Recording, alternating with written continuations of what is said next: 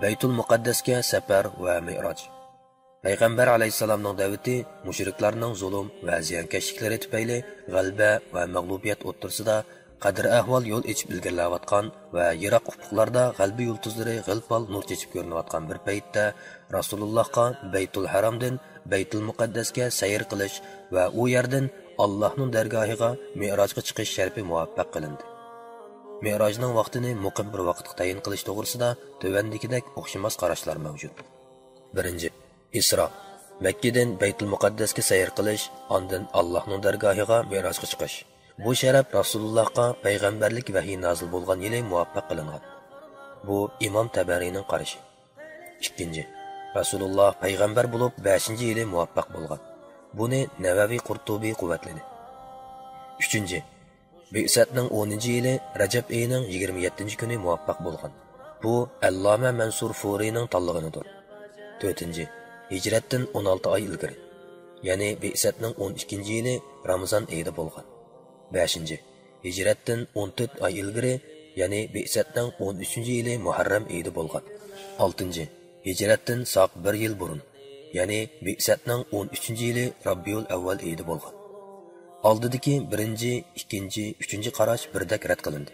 Chunki Xadicha radhiyallohu anha Bi'satning 10-yili Ramazon oyida vafot bo'lgan. U chaqda texi 5 vaqt namoz farz qilingan edi. Vaholanki 5 vaqt namozning Mi'roj kechasida farz qilinganligida shak yo'q. Ammo keyingi 3 xil qarashga kelsak, hech qaysini quvvatlaydigan dalilga ega emasmiz. Biroq sura Isroning siyoqidan qaraganda Mi'roj hijratga nihoyat yaqin oraliqda yuz berganligi ma'lum. Hadisshunos olimlar voqeaning tafsilotini tövandikidek bayon qildi. Uni qisqartib so'zlab o'tamiz. Ibn Qayyum mundoq deydi: Payg'ambar alayhisalom sahih rivoyatga asoslanganda ashu muborak tini bilan buroqqa minib Jibril alayhisalomning hamrohligida Masjidil Haromdan Baytul Muqaddasga sayr qildirildi va u yerda tushib payg'ambarlarga imom bo'lib namoz o'qidi. Buroqni masjid darvozasining bir halqasiga bog'lab qo'ydi. Ondan shu kechasi Baytul Muqaddasdan birinchi osmonga o'rnatildi va Jibril alayhisalom Rasululloh uchun osmonning darvozasini ochishni talab qilgan edi. Osmon darvozasi ochildi. Rasululloh u yerda Odam otini ko'rdi va uningga salom berdi. Odam ota Rasulullohni qizg'in qarshi oldi va uning salomiga alayka deb yondirdi va Rasulullohning payg'ambar bo'lganligini tabrikladi. Allah Rasulullohga shahidlarning ruhlarini o'ng yondan, shaqi nokaslarning ruhlarini so'l yondan ko'rsatdi. Ondan u ikkinchi osmonga o'rnatildi va ikkinchi osmon darvozasi ochildi. U yerda Yahya ibn Zakariya va Isa ibn Maryam alayhisalomlarni ko'rdi. Ular bilan muloqot bo'lib, ularga salom berdi. Ularmo Rasulullohga salom qaytardi va uning mi'rojini qizg'in qarshi oldi va payg'ambar bo'lganligini tabriklashdi. Ondan 3-chi osmonga o'rnatildi. U yerda Yusuf ibn Yaqub alayhisalomni ko'rdi va uningga salom qildi. Yusuf alayhisalom Rasulullohga salom qaytardi va uni qizg'in qarshi olib, payg'ambar bo'lganligini tabrikladi. Ondan 4-chi osmonga o'rnatildi. U yerda Idris alayhisalomni ko'rdi va uningga salom berdi. Idris alayhisalom Rasulullohni qarshi olib, uning payg'ambar bo'lganligini tabrikladi. Uningdan keyin 5-chi osmonga o'rnatildi. 5-chi osmonda Harun ibn Imron alayhisalomni ko'rdi. Payg'ambar alayhisalom uningga salom qildi. Harun alayhisalom uni qarshi oldi va uning payg'ambarligini tabrikladi. Uningdan keyin 6-chi osmonga o'rnatildi. Payg'ambar alayhisalom u yerda Musa alayhisalomga uchrashdi va uningga salom qildi. Musa alayhisalom Rasulullohni qizg'in qarshi oldi va uning payg'ambar bo'lganligini tabrikladi. Rasululloh Musa alayhisalomning qishidan ozroq o'tib edi. Musa alayhisalom yig'lab tashladi.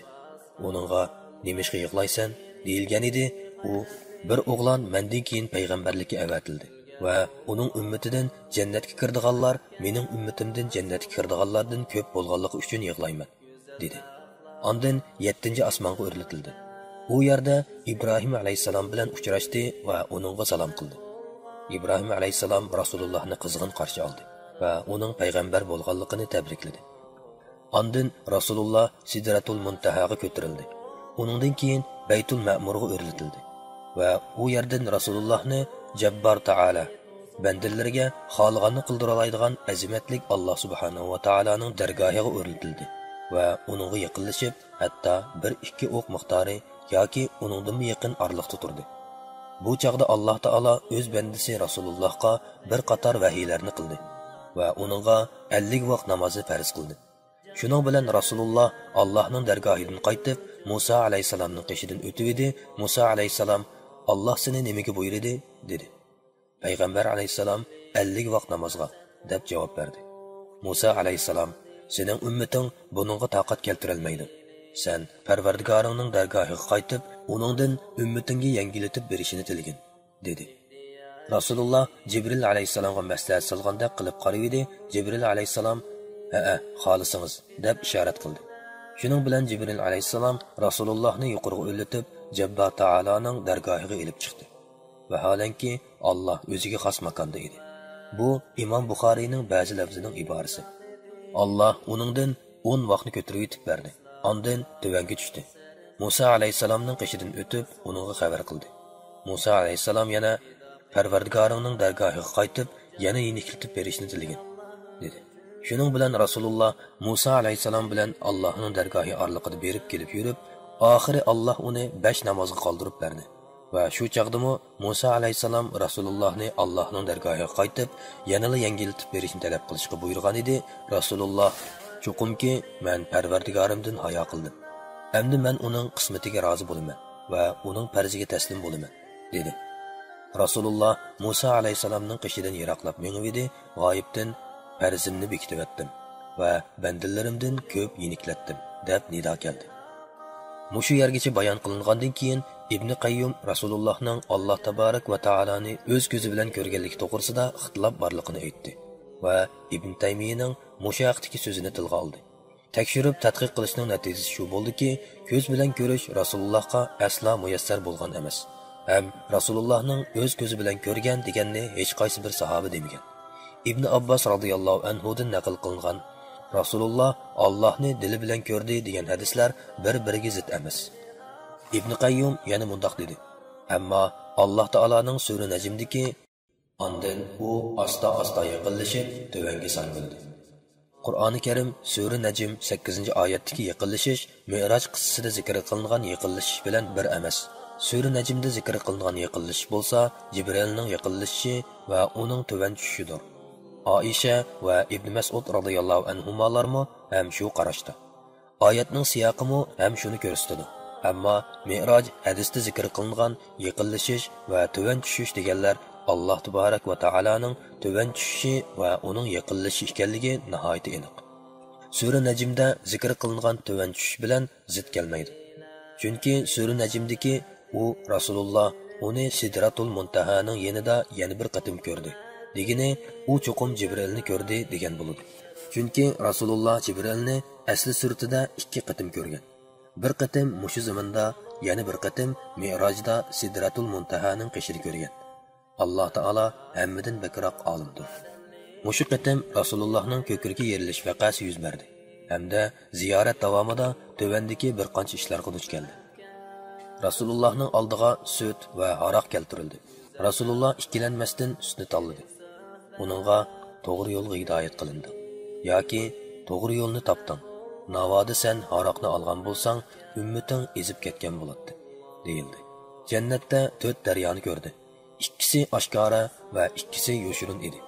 Oshkora 2 daryo, Nil daryosi va Furat daryosi deb tunishtirildi.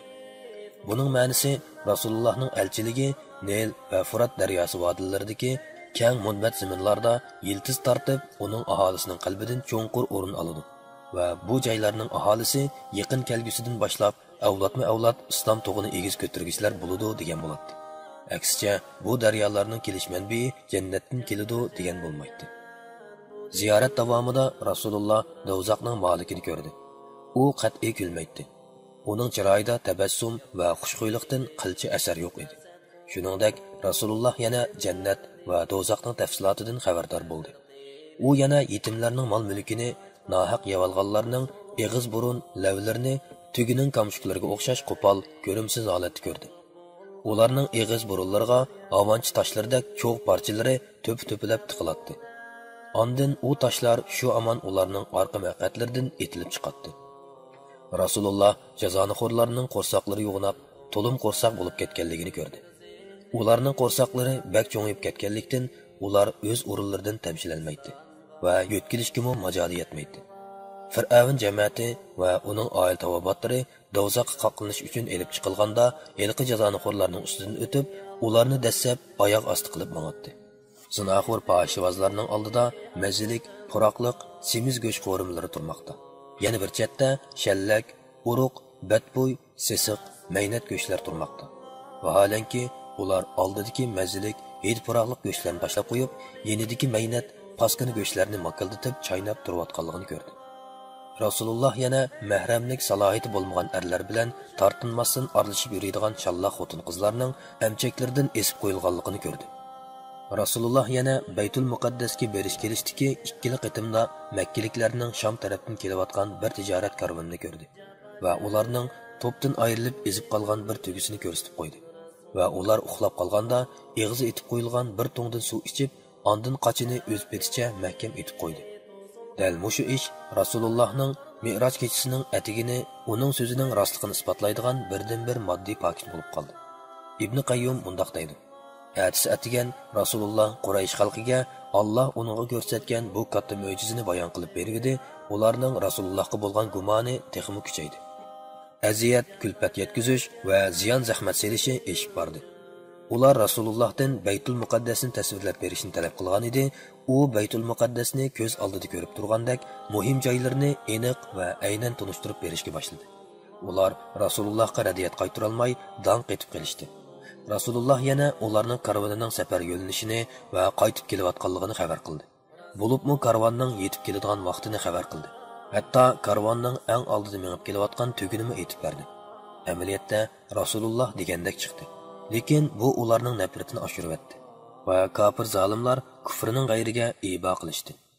Aytishlar qaraganda Abu Bakrini Siddiq deb atilishi, uning bu voqeani hamma odam yolg'on deb gumon qilganda, u ikkilanmasdan rost deb tasdiqlaganligi uchun ekan. Xo'sh, endi bu safar nima uchun o'rlashtirilgan degan savolga berilgan eng qoyil qilarliq va ixcham javob Alloh taolaning tuvandagi oyatidir. Uningga bizning qudrat oyatlarimizni ko'rsatish uchun. Qur'oni Karim Sura Isro 1-oyat. Allah o'z dargohini ziyorat qildirish kishi Allohning jami payg'ambarlariga yo'l qo'yilgan qonundir. Alloh taolo Sura An'amda İbrahimning tavhid borasida qat'iy ishonguchilardan bo'lishi uchun uningga otasi bilan qavmining gumrohligini ko'rsatganimizdek, biz İbrahimga osmonlarning va zaminning ajoyibotlarini ko'rsatdik. Qur'oni Karim Sura An'am 75-oyat dedi. Allah bu irodasini o'zining qat'iy ishonguchilardan bo'lishi uchun degan oyat orqali tushuntirdi. Payg'ambarlarning ilmiy tonishi mo'jizalarni amaliy ko'rishga birlashtirilgandan keyin mo'ljalligisiz darajada jazmlashadi. Anglagan ko'rganga yetmaydi.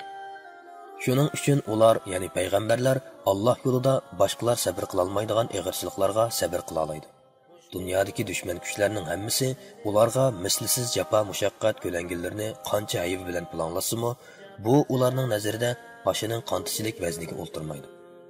Mi'roj safarining boshqa sohalarga chetildigan hikmat va sirlarni tadqiq qilish o'rni garchi islom falsafasiga oid kitoblar bo'lsa-mu, lekin bu yerda Ash muborak ziyoratning buluqidan etilib chiqib, Rasulullohning hayot bag'chisiga qo'yilgan bir qancha jumla to'g'ri yakun tamchillarini so'zlab o'tamiz. Sura Isroni tilovat qilgan har qanday bir qori bu surada Alloh Mi'roj vaqasini faqat birla oyat tilga elib, orqadilla Yahudiylarning rasvochiliklari va ularning jinoiy qilmishlarini bayon qilishga tutish qilib ketganligini, ondan ularga Qur'oni Karim to'g'ri yo'l boshlaydi deb ogohlantirish berayotganligini ko'rdi. Bu chaqda u qori bu ikki oyatning o'zaro hech qanday munosabati yo'q ekanini deb o'ylab qolishi mumkin. Vaholanki, ish qorining o'ylig'indek emas.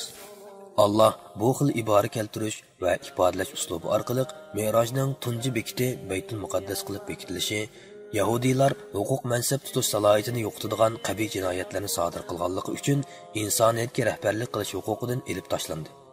Bu huquq va mansabni cho'qim o'zining yangi payg'ambariga elib berib, uningga İbrahim alayhisalom da'vat elib borgan markaziy bazalarning ikkilisini birlashtirib berdi.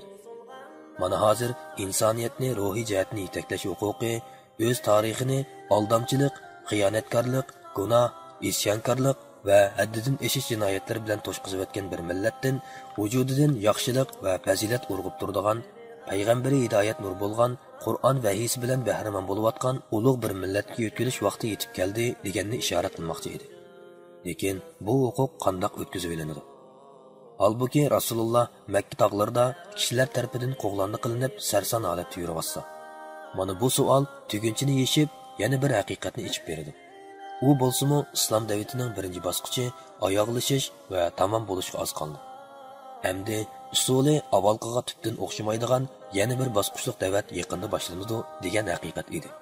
Shunga biz ba'zi oyatlarning mushriklarga qarta ochiq-oshkor ogohlantirish va qattiq tanbeh berayotganligini ko'ramiz. Biror shahar aholisini halok qilmoqchi bo'lsak, uningdagi davlatman odamlarni bizga itoat qilishga buyuramiz. Ular itoat qilmay pisqi qiladi-da, ularga azobimiz haq bo'ladi. Shuning bilan ularni qo'rqinchli ravishda halok qilamiz. Qur'oni Karim sura Bani Isroil 16-oyat. Nuhdan keyin payg'ambarlarni inkor qilgan nurg'un ummatlarni halok qildi. Parvardigoring bandalarining gunohlarini to'liq bilib turishda, ko'rib turishda yetarlikdir. Qur'oni Karim sura Bani Isroil 17-oyat. Alloh taolo bu oyatlarga ulabla musulmonlar xuddi ayrim bir zaminni egallab, u zaminda o'z ishlarini har qaysi jihatdan puxtalab, mukammal bir ijtimoiy tartib o'rnatib bo'lgandek, ularga taraqqiyot qoida usullarini va islomiy jamiyat barpo qilishning prinsip belgilamalarini o'rgatdi. Buningdan maqsad payg'ambar alayhisalom yaqin kelgusida da'vat ishlari qizg'in qarshi elinadigan nihoyat bexatar bir panohgoh tepib oldiki, u joy dunyoning har qaysi joylariga din tarqitish markazi bo'lib qoladi deganni uqtirdi. Mana bular Rasulullohning bu muborak safarining bizning tadqiq qilishimizga arziydigan sirlaridan bir sirdir. Biz bu yerda uni so'zlab o'tishni ixtiyor qilib qoldik.